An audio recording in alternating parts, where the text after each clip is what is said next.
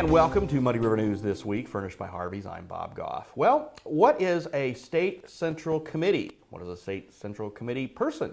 I really don't know, but we're going to find out. Speaking to a woman who's running for that office, Liz Brown-Reeves. Welcome.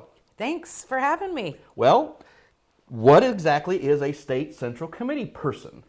Each congressional district in the state has one man and one woman elected, and those folks out of every congressional district together elect the chairman of the Democratic Party of Illinois.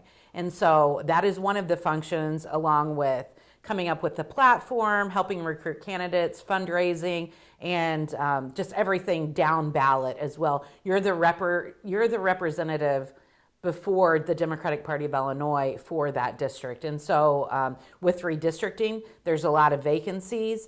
The vacancy in the 15th CD, which I'm running for, was open. It was held before by Jane Mazzotti of Taylorville. She and her husband Jack are supporting me, and so I decided to run. And so this is really kind of an old school throwback grassroots thing, right? Basically. It is, but yes, it is in the basic ground, but it's not the old days. We've got social media and all kinds of other things today, so we're not sitting in a bunch of back rooms with cigars, hashing stuff out. Now we're on Facebook and Twitter and TikTok trying to get support and do things and get people elected. Yes. So, okay.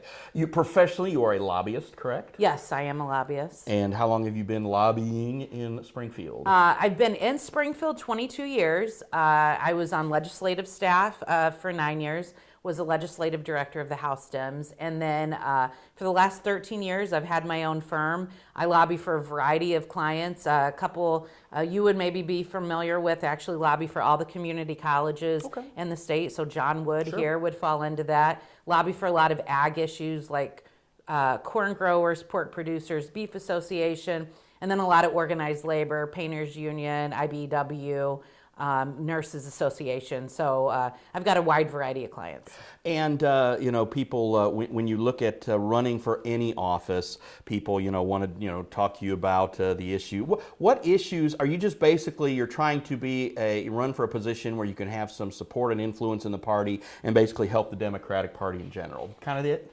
That is it, but one of the reasons that I'm running is that this district, the 15th Congressional District, from the Republican primary with Mary Miller and Rodney Davis, it's a very red district. It's the reddest district in the state. And so I really think there needs to be someone on the Democratic side that is representing this district that has the know-how. Someone that goes to the county party meetings, knows the local precinct committee folks, but also is familiar with the legislative side and the members in the General Assembly, including the statewide officials. And so that is part of it. And I'm really running to bring an enthusiastic voice for this district.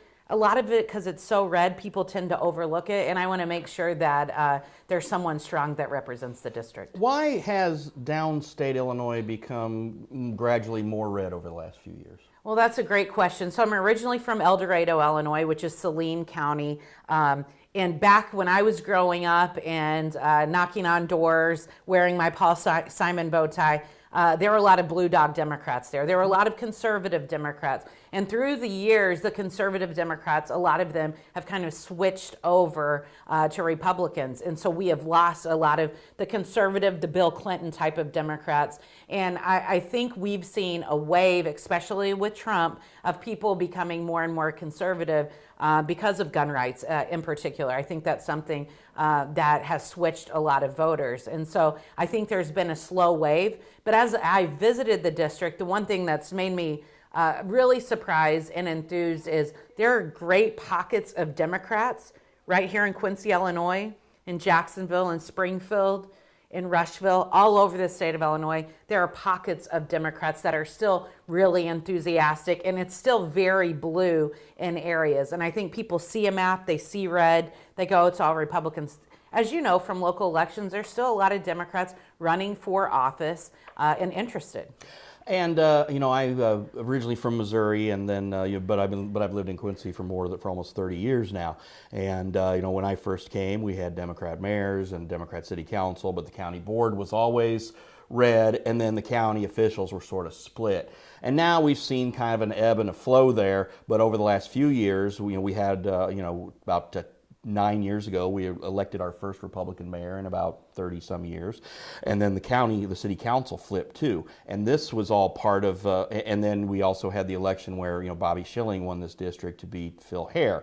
Well, then we had that redistricting 10 years ago, and then Sherry Bustos was able to win that seat. And, but still, Quincy and Adams County, again, we are a county, and as we record this, as we prepare for former President Donald Trump to visit, this is a county that's voted for him with more than 70% of the vote twice. So it's a little bit of uphill sledding, but what is the message then that you convey? Because every time a Republican or a conservative runs here, everybody just wants to link every Democrat in the world with the extreme left wing of either the West Coast or the East Coast of the party.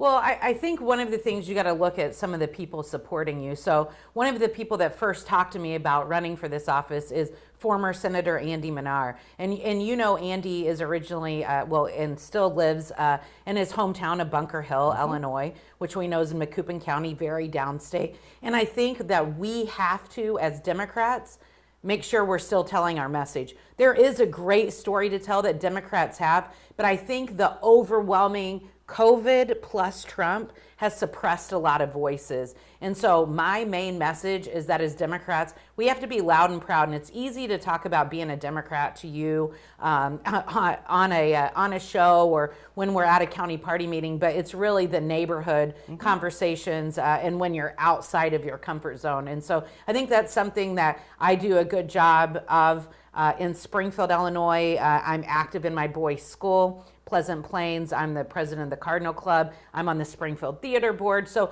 just kind of spreading our wings outside of the traditional political organization and really being able to talk to more folks about being a Democrat. Probably should have told you not to mention Pleasant Plains because of the Quincy Notre Dame factor, but it's it'll be fine. They have some great games in all sports. All right. Cut that from the record. No. And it is possible for Democrats to come from Adams County. You and I were just discussing the fact that my son works for the governor, and the governor's supporting you. Yes. So. Yes, the governor and Secretary of State Jesse White is also supporting me. So people, I think, that know my record, I'm a trusted face in Democratic politics, and I also bring that downstate spin that a lot of folks don't have. When we are dealing on the professional side in the General Assembly, there's a lot of Democrats still. We still have, I lobby for a lot of ag groups. There's still a lot of active Democrats in the ag community. And I think people, you look at John Sullivan, who was very popular, very beloved here, was a Democrat that was able to win very easily a lot of times. So I think that Democrats definitely have a lot of viability, and I don't think we should overlook any parts of the state. And of course, you are running for this position against a woman from Quincy, Kate Daniels. So that is we are going to be speaking with her a little later on. So, but again, I think that in just trying to bring some awareness to what this position is, and again, it's important for the grassroots to be active if the Democrats want to try to regain something. And again, we all for years. This thing goes in cycles. It always does. We're never going to stay red forever. We will never stay blue that's just the way it is. And I think you, of course, being very active in your party, that's the message you always try to convey, and you want to be positive, and you want to say, okay, let's see, if there are any seats to be flipped, let's flip them, and that's what you guys do. So. Yeah, and I think you want to have quality candidates. So there's a lot of conversation, especially with my opponent, about who the chair of the Democratic Party of Illinois is going to be, and that's really one vote that people take. You are going to be stuck with whoever's your Democratic State Central Committeewoman for 4 years. And so there's one vote for party chair. There's a lot of districts that are up. We don't even know who all the candidates are that are going to run. So I think that it's really important that you look at someone that's had a gamut of experience and not just on that one vote for who the chair is. All right. Well, I appreciate you making the trip over here. Good luck next Tuesday. Yeah, thanks a lot. All right. Alrighty. That's Liz Brown-Reeves, and I'm Bob Goff from Muddy River News This Week. Have a great week.